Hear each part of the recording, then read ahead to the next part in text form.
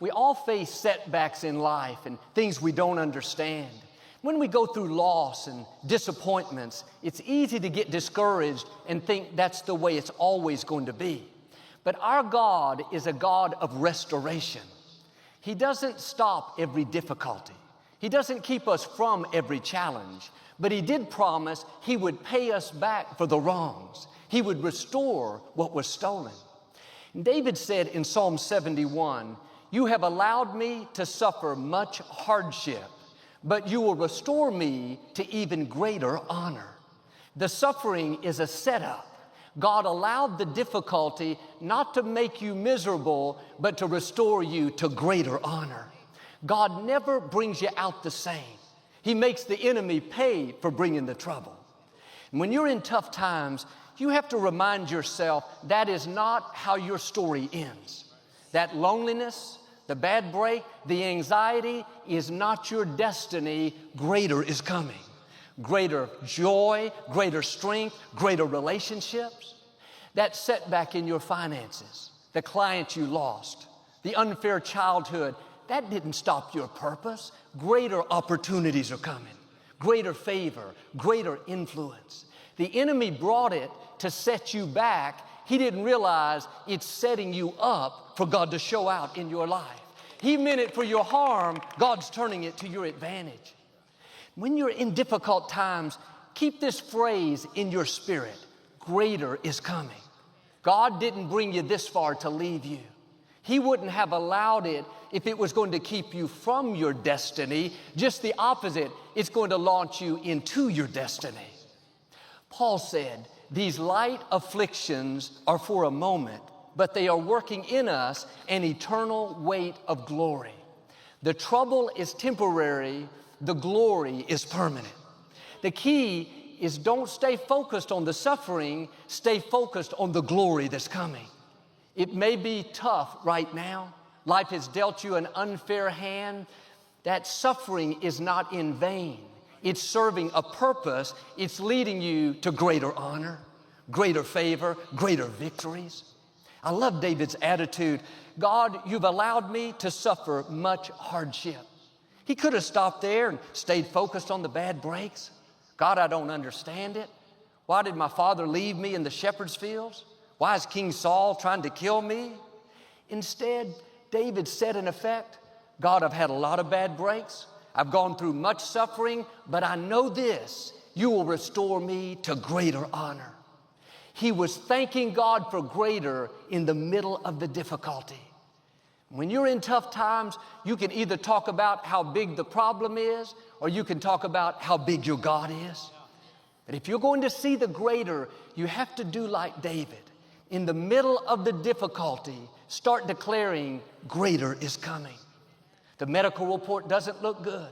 While you're taking the treatment, Lord, thank you that greater health is coming. Thank you that the number of my days you will fulfill. When you're fighting depression, anxiety, fear, don't sit around thinking about how you're never going to get better. No, in the middle of the battle, Father, thank you that greater joy is coming. Thank you that you're pushing back forces of darkness. Your attitude in the suffering will determine whether you come out with greater or whether you stay where you are. 1 Peter says, after you have suffered a little while. I'm not saying that if you have faith, you'll never have suffering, never have things you don't understand. But keep the right perspective. The suffering is not permanent. After you have suffered a little while, not your whole life, not the next 20 years. Don't believe those lies that what you're going through is never going to change. You'll always struggle with the addiction. You'll always have to deal with that illness, always have trouble at work. No, the suffering is not going to last. It didn't come to stay, it came to pass. What God started in your life, He is going to finish. But here's the key. To see the greater, you have to go through the suffering. I would love to tell you that greater comes by just being positive, by just staying in faith. But there are certain levels you can only reach by going through some things. Now, don't get stuck in the suffering. Don't live bitter because somebody walked away. Don't settle in the depression thinking that's your lot in life. Keep an attitude of faith and go through it. Keep believing when every thought tells you it's never going to change. Keep talking like it's going to happen when nothing is improving. Keep speaking God's favor when it seems like you're wasting your time. The suffering is a test. It's an opportunity to show God that you are not going to get discouraged. You're not going to give up on your dreams. You're not going to lose your passion.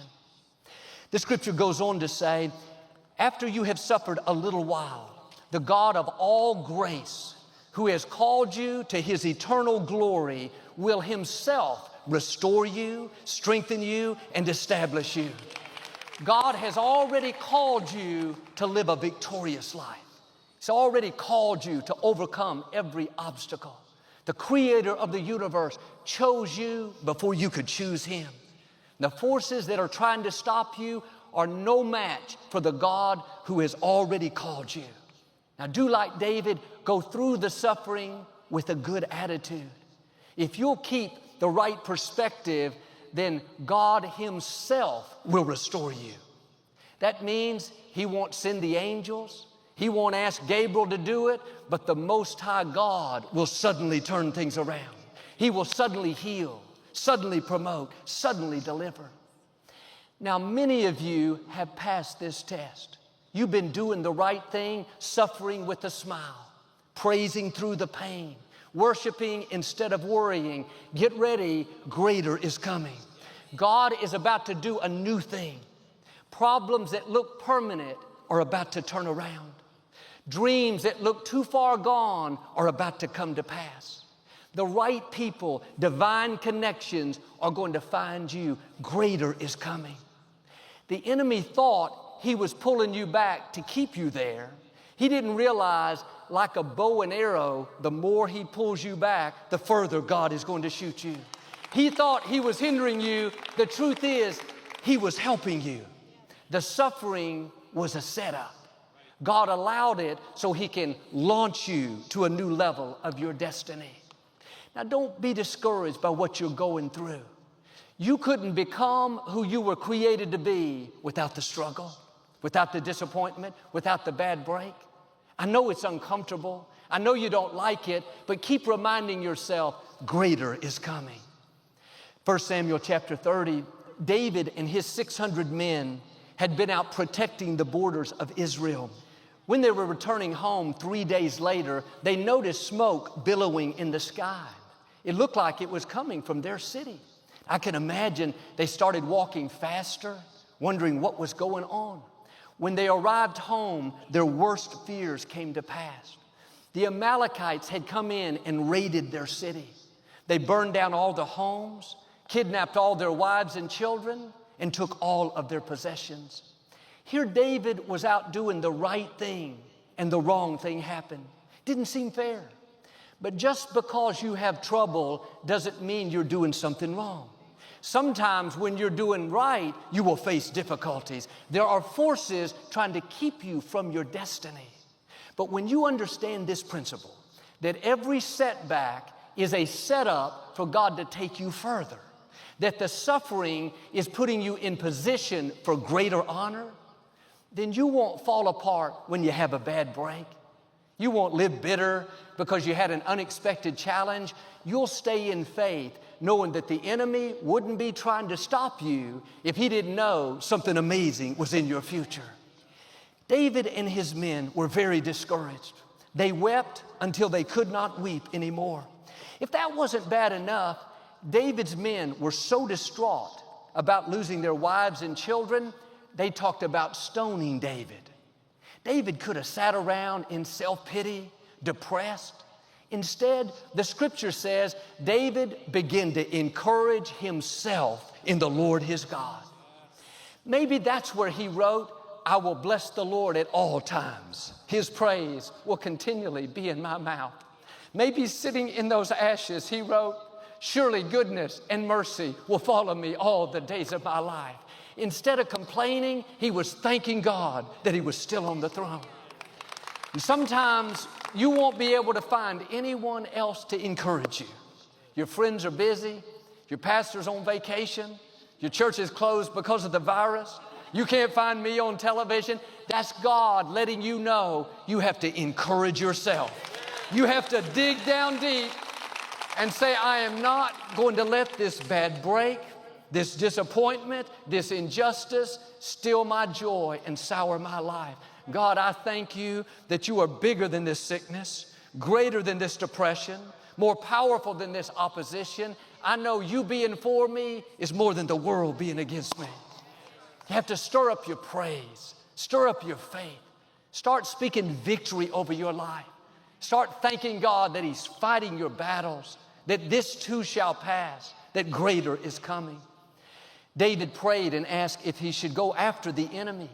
God said in verse 8, yes, go after them. You will surely recover everything that was taken from you. You may be in a difficult time.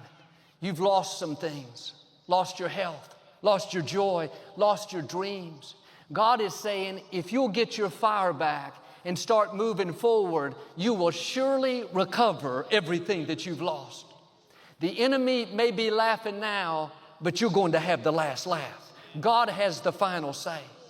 He saw the injustice. He saw who did you wrong, what you didn't get, what was taken from you. He's saying, get ready, everything is coming back. Your health, your children, your finances, your joy, your dreams, not maybe, not there's a good chance, surely you will recover everything. Surely means without a doubt. You can count on it. God used the word surely not for him, but for us. He's saying, be confident it's all coming back. David and his men left the camp and headed out. They didn't really know where to go. When it just so happened, they came across a servant of one of the Amalekites. This young man had been sick and not able to travel, so they left him behind. David gave him food and water. He promised that if he would lead them to the Amalekites, he would spare his life. This young man took them right to the enemy's camp. When you get your passion back and go after what belongs to you, God will have the right people in your path to help you. He'll have divine connections, people that will use their experience, their expertise to take you where you couldn't go on your own. When David showed up, the Amalekites were having a big party, celebrating their victory, dancing, eating, drinking. I've learned sometimes the enemy celebrates too soon. He doesn't realize you were down but not out. You had a setback, but it was really setting you up. He thought because of that disappointment, you would be sour, give up on your dreams. He thought that setback would cause you to keep sitting in the ashes, defeated, depressed. He never dreamed you would encourage yourself. He never dreamed when you got knocked down, you'd get back up again. He never dreamed instead of complaining, you would start praising. He may be celebrating now, but don't worry, your time is coming. Right now, God is arranging things in your favor. He is lining up the breaks you need. He is pushing back forces of darkness. Things are happening that you cannot see. And if you will keep moving forward in faith, you are going to come in to unusual favor. Breakthroughs, healing, victories, things that you couldn't make happen on your own. David and his men went in and attacked the Amalekites. They wiped them all out. Nobody was left in the camp. Verse 18 says, David got everything back that the Amalekites had taken. They rescued their wives and children. Nothing was missing, small or great, son or daughter. David brought everything back. You may feel like you've lost some things. That loved one that didn't make it, seems like they took a part of you with them. You don't have the joy you used to have. Or you've struggled with that addiction so long, you've lost the desire to fight. But God is going to do for you what He did for David. One day you're going to say, nothing is missing. I got my dreams back. I got my health back. Got my children back. I got my joy back. God is not going to bring you out partially, where you get most of what you lost. God doesn't do things halfway. Nothing is going to be missing. It was a great victory that David got everything back, but God doesn't bring you out the same. When you go through suffering, greater is coming. Verse 20 says, David's men rounded up all the Amalekites' flocks and herds, all their possessions. These belonged to them as their reward. There is a reward for going through difficulties with a good attitude. We would be grateful if God just brought us back to where we were. But when you go through challenges in an attitude of faith, with your head held high, knowing that God is fighting your battles, then a reward is coming. You're not going to just come out, you're going to come out better than you were before. God never promised that He would keep us from difficulties. He never said that we wouldn't have storms, but He did say He would give us peace in the midst of the storms. He calls it a peace that passes understanding. That means despite what's going on around you, you still have peace. The medical report wasn't good, but I'm not worried. I know God has me in the palm of His hand. I didn't get the promotion that I worked for, but I'm not upset. I know God has something better coming my way. My coworker was rude to me, but I'm not offended. God is my vindicator. He'll fight my battles. You have to protect your peace. You weren't created to live worried, uptight, on edge. This is the reason many people have health issues. They can't sleep at night. Their food won't digest. They have ulcers. It's because their mind is never at rest. They're constantly trying to figure everything out, worried about their health, upset about their job, stressed out over the traffic. Your mind needs a break. It wasn't meant to go all the time. And the scripture says, cast your cares on the Lord. You have to learn to turn it over to God. You weren't designed to carry that heavy load. It will frustrate you. Here's the key. When you rest, God goes to work. But when you work, God rests. If you try to be God, God will step back and say, okay, you figure it out. You handle it all and I'll take a break. But when you come back to a place of peace and say, God, I trust you. My life is in your hands. I'm not going to worry. I'm not going to live stressed. You have this all figured out. So I'm going to be still and know that you are God. That's when God goes to work. In the scripture, David faced all kinds of opposition. People came against him. Enemies were trying to take his life. He could have lived worried, stressed out, but he understood this principle. He said, the Lord is my shepherd. He leads me by the still waters. One version says, by the restful waters. He was saying, the way I keep my sanity, the way I protect my peace is on a regular basis, I go down to the still waters and I empty out all my worry, all the fear, all the anxiety. He let his mind rest. I'm not talking about a physical place. I'm talking about in your spirit. It can be chaotic all around you, traffic, people, problems, drama, but on the inside, there's a rest. You're at peace. Friends, worry is a thief. It will rob you of your sleep at night. It will rob you of your joy, rob you of your creativity. You don't make good decisions when you're worried. If you allow it, worry can keep you from your destiny. And the scripture says we can't add 1 inch to our life by worrying. If we could, some of us would be 23 feet tall. What are you worried about? What's keeping you awake at night? What's stealing your joy? It's time to come back to the still waters. When you get quiet, when you're in peace, it will help you to have the right perspective. But when we worry, we're making our problem our God. What you see as the biggest thing in your life, in one sense, that's your God. If you worry about your health night and day, you can't sleep, that's all you talk about, all you think about, you're making that sickness your God. Do yourself a favor. Take the worry off the throne. Take the sickness off the throne. Take the financial difficulty off the throne and put God back up on the throne. Use that same energy to thank God that He's still in control. And every time you're tempted to worry, turn it around and thank Him that He's taking care of that situation. Let the worry be a reminder to switch over into praise. Switch over into things that are of a good report. You have to guard your mind. This is where the main battle is taking place. Because good thoughts, they don't automatically come into our mind. Most of the time, especially in difficult situations, the first thoughts are negative. Things like, oh man, that pain in your side, that's dangerous. Same thing your grandmother died from. You'll never get married. You've been single so long. You'll never get past this bad break. All the odds are against you. The easy thing to do is to believe those lies. Start dwelling on it. What if I don't get well? What if the report isn't good? What if I can't make those payments? Don't fall into that trap. Your life is going to follow your thoughts. If you live worried, anxious, uptight, you're inviting discouragement, bad breaks, negativity. You have to turn your worry into worship. Thank God that He's fighting your battles. Thank Him that no weapon formed against you will ever prosper. When I look back over my life, most of the things I worried about never came to pass. I wasted a lot of time and energy being uptight.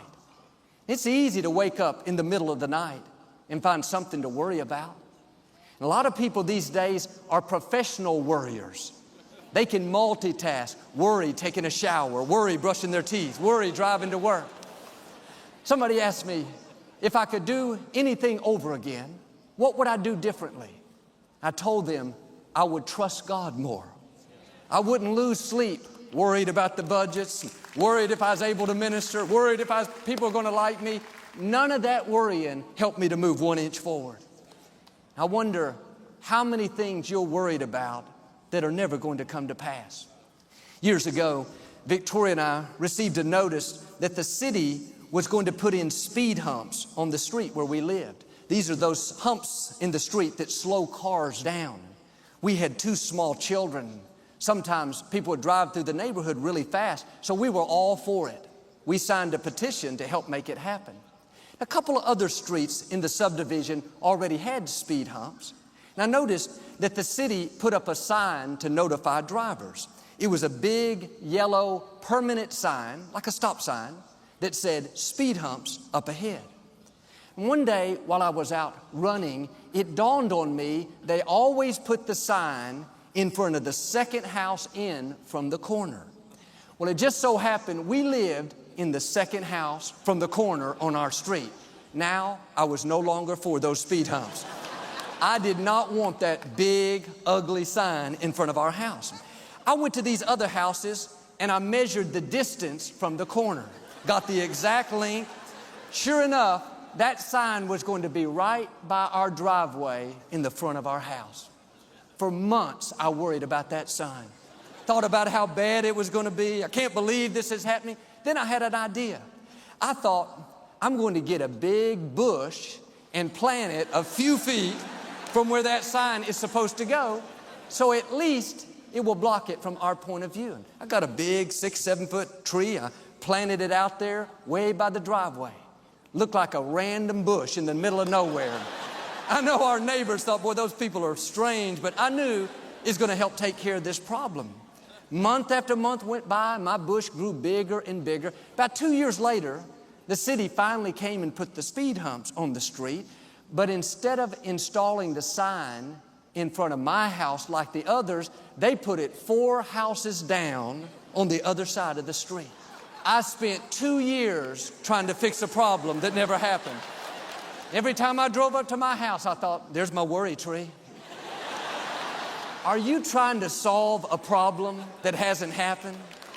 Well, Joel, what if I get laid off next year? What if you don't, but you spend a whole year worrying about it? What if I never get married? What if you do? How much time are you wasting worrying? What if this pain in my side is something serious? Go to the doctor, get checked out, but don't spend 3 years worried, then find out it was nothing. Jesus put it this way: don't worry about tomorrow, for tomorrow will have enough worries of its own. God has given you grace for today. You don't have grace for tomorrow. Don't try to figure out the next 5 years, play out all the what ifs. The what ifs will depress you. The truth is, if a what if does come to pass, God will give you the grace to handle it. What if the report's not good? What if my loved one doesn't make it? What if I do get laid off, Joel? Then the peace that passes understanding will be right there waiting for you.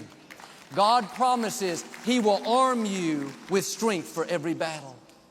We may not know what the future holds, but we do know who holds the future.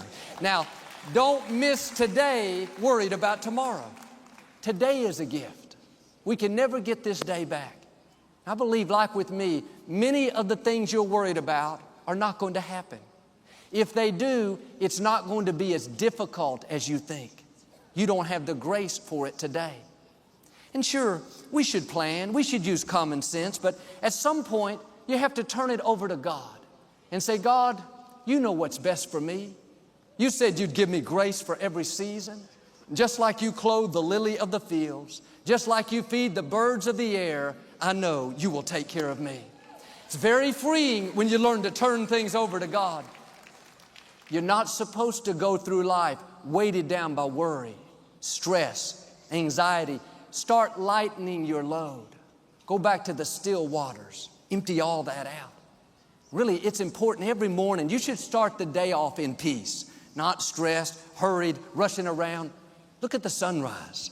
Listen to the birds singing. Breathe in God's goodness. Thank Him for His blessings in your life. Hebrews talks about entering into the rest of God. That means you have a problem, but you're not losing sleep over it. You know God is still in control.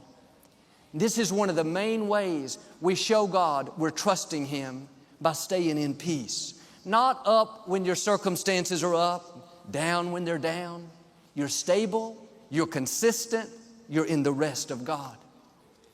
2002, the Houston City Council members voted for us to have this facility. It was a 2-year battle. We'd worked hard and convinced different council members, and God caused everything to fall into place. The vote was on a Wednesday morning. That evening, we had a great celebration at the church. The next morning, Victoria and I and our 2 small children went out of town to take a few days off. We were on cloud 9. We couldn't believe that it happened. We got to the hotel and started unpacking our bags, and my brother-in-law, Kevin, called. He's our administrator. He said, Joel, a large company just filed a federal lawsuit to try to keep us from moving into the Compact Center. They said we violate the deed restrictions.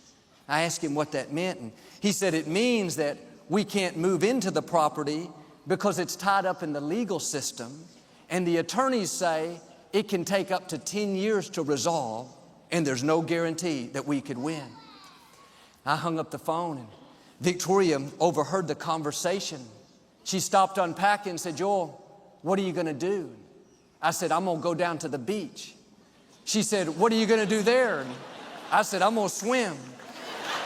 She said, aren't you worried? Aren't you stressed? Aren't you upset? I said, no, Victoria, we've done what we can do. Now it's in God's hands. And I told her, I'm not going to worry about something that I can't change. I learned my lesson. I'm not putting up another worry tree. I'm going to stay at rest and trust God to fight my battles.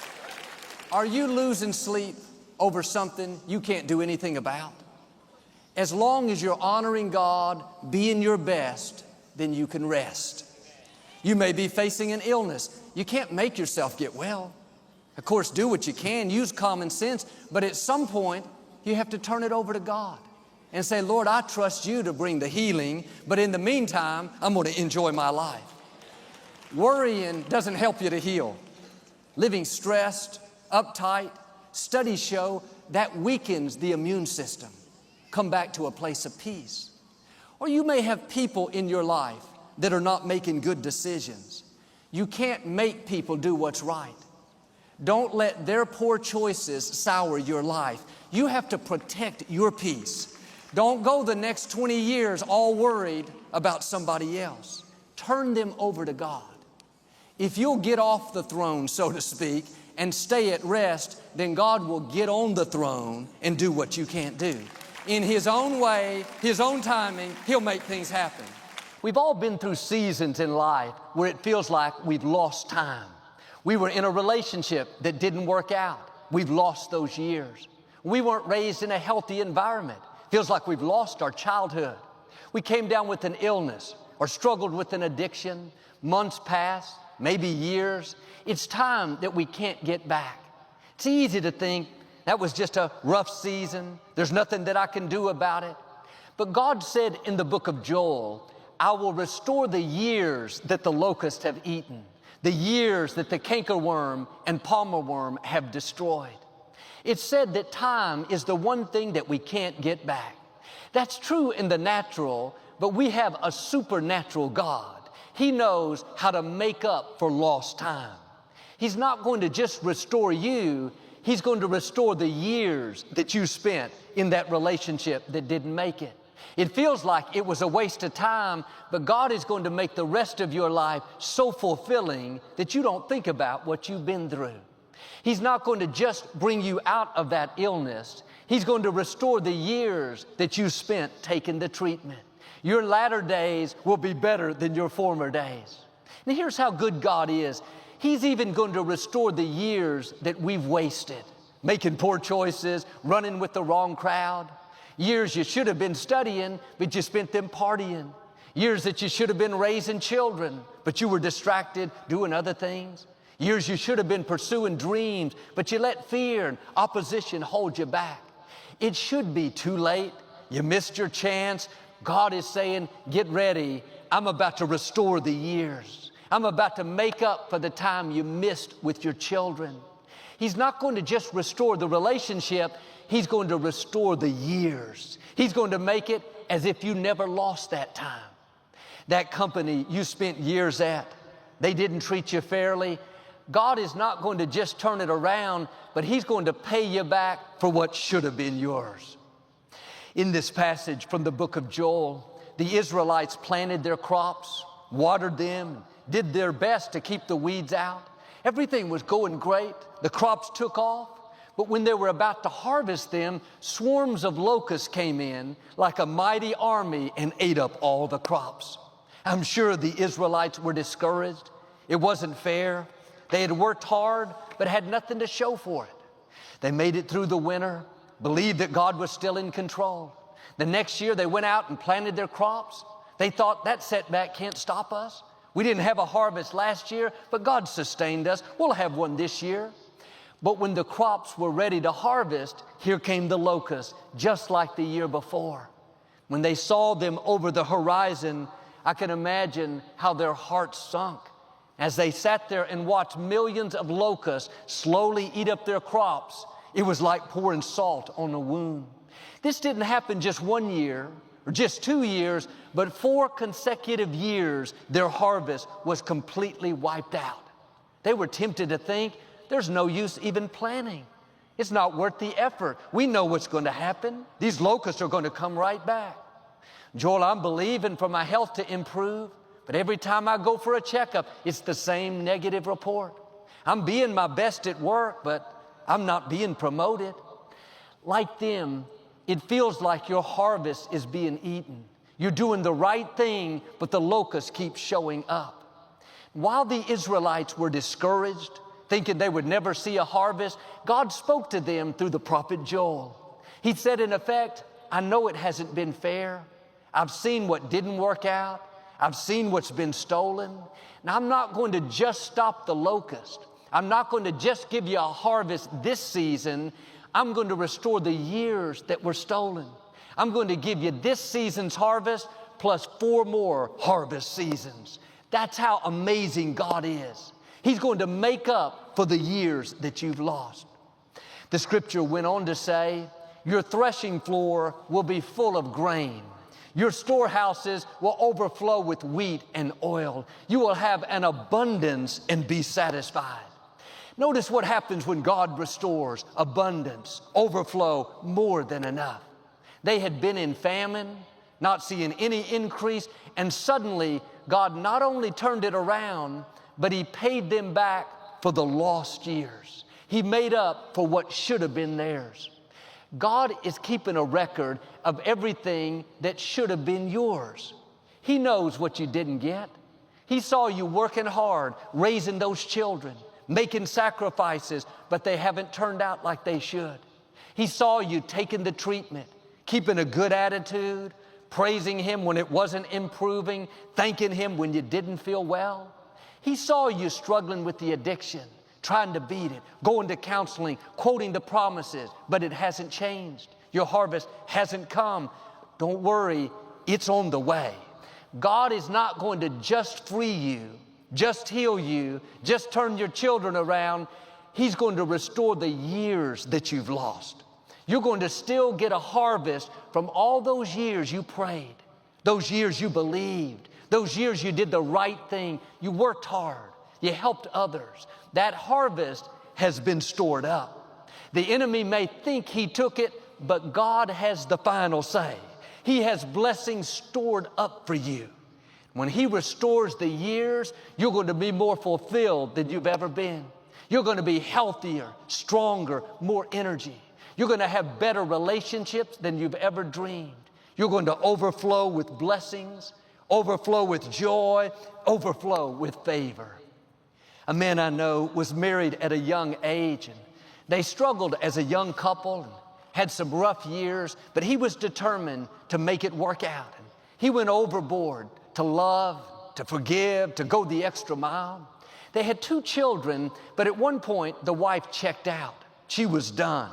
This man kept being his best, raising the children basically by himself. The wife was still there, but she wouldn't have anything to do with him.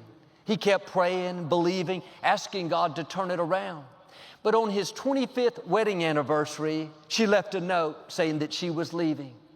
This man was so heartbroken. When I saw him, it looked like he had aged 20 years. He was normally so upbeat, fun, positive, but it was like all the life had been drained out of him. I tried to encourage him, let him know that there were good days up ahead, but he was so down. He said, I've invested all this time. I poured my heart and soul trying to make my marriage work, and it was all for nothing. God sees the years you've lost. He knows the pain, the hurt, what wasn't fair. The beauty of our God is He doesn't just heal the wounds, He restores the years. He makes up for what wasn't fair. And you may feel like you're in one of those lost years. The pandemic has slowed your business, put your dreams on hold. You're dealing with an illness. A child is off course. You've invested so much, but it looks like it was wasted. The locusts came and ate up your harvest. Stay encouraged. Payback is coming. God is keeping the records. He knows how to not just restore you, but restore the years that were stolen, the years that were unfair, the years that were lonely, the years you struggled with that depression. When God restores the years, you're not going to look like what you've been through. When He makes up for what should have been yours, nobody is going to know that you had the illness. Nobody will know you went through the breakup. You'll be so blessed, so happy, so healthy, nobody will be able to tell. Over time, my friend began to get his joy back, his passion back, his vision back. Instead of living defeated, he started thanking God that there were beauty for those ashes, that what was meant for harm, God was turning to His advantage. 3 years later, he met a beautiful young lady. They fell in love and ended up getting married. I'll never forget what he told me. He said, Joel, I have never been this happy in all my life. I never dreamed I could be this fulfilled. I didn't know what a healthy relationship was. What was that? God restoring the years that were lost. God knows how to make up for what should have been yours. And just because it hasn't happened doesn't mean that it's not going to happen. God is storing up what belongs to you. I believe He's about to release some of those stored up blessings. When He restores the years, you'll see increase that you've never seen. Blessings that will catapult you ahead. Divine connections, people better than you've ever imagined. And those locusts may have eaten up your crop, so to speak. They may have taken your harvest. The good news is it's only temporary. Everything that belongs to you is coming back. The health, the freedom, the promotion, the joy, the victory, It's not coming back like it was. It's going to come back pressed down, shaken together, running over. When God restores the years, like with my friend, your joy will overflow. You'll have an abundance of opportunity, an abundance of resources, an abundance of good health. The Israelites had been in slavery many years. They were mistreated, forced to work long hours, given quotas that were impossible to meet. Despite how unfair it was, they kept working hard, being their best, but not seeing any increase, no harvest. They thought it was permanent. They had already accepted that they would never be free. But God sees when you're being mistreated. He sees when you're doing the right thing, but the locusts are eating your harvest. It may feel like God has forgotten about you. You've accepted that you'll always struggle, always be at a disadvantage, always have that trouble at work. No, your time is coming. God said in Exodus, I have seen the affliction of my people. I have heard their cries, and I am coming down to deliver them. God was saying, in effect, enough is enough. There will be a time where God says, that's it. I'm coming down to vindicate you, to heal you, to promote you, to pay you back for what you're owed. The Pharaoh that was holding them captive was very powerful. He had a huge army, the latest equipment, chariots, skilled warriors. The Israelites had none of that. No chance in the natural. They were slaves. But God is not limited by what you don't have, by who's against you, by how powerful the sickness looks, by how long you've struggled, by how far that child is off course. Nothing can stand against our God. When He comes down to deliver you, all the forces of darkness cannot stop Him. Don't focus on how big your obstacles are. Focus on how big your God is. He flung stars into space. He spoke worlds into existence. He's saying to you what He said to them. I'm coming down to deliver you. I'm coming down to make things happen that you couldn't make happen. I'm coming down to restore the years that you've lost. God sent plague after plague on Pharaoh and his people. He was stubborn, but he finally agreed to let them go. I'm sure the Israelites were thrilled to be free. It was a day they never dreamed would happen. They were satisfied to just be leaving, but God wasn't satisfied. He doesn't just bring you out, He restores the years that were stolen. He pays you back for what should have been yours. On their way out, the Scripture says, God caused the Israelites to have favor with their oppressors, and they gave them their gold, their silver, and their clothing. One version says they left loaded down with blessings. What was that? God paying them back for 430 years of working as a slave. God is keeping the records of what you're owed. Those times you've done the right thing, but the locust ate up your harvest. You did your best, but you didn't get promoted. The loan didn't go through. The anxiety didn't go away. Despite it all, you kept believing, praising, being good to others. Like these people, your time is coming. God is storing up the harvest that should have been yours. It seems like the locusts are eating it. The truth is, what God has for you is still on the way. The joy that should have been yours, those years you were dealing with depression, it's still coming. The resources that should have been yours, those years you were overlooked, they're still on the way. The healing, the good relationships, the victory you missed out on, it is still in your future.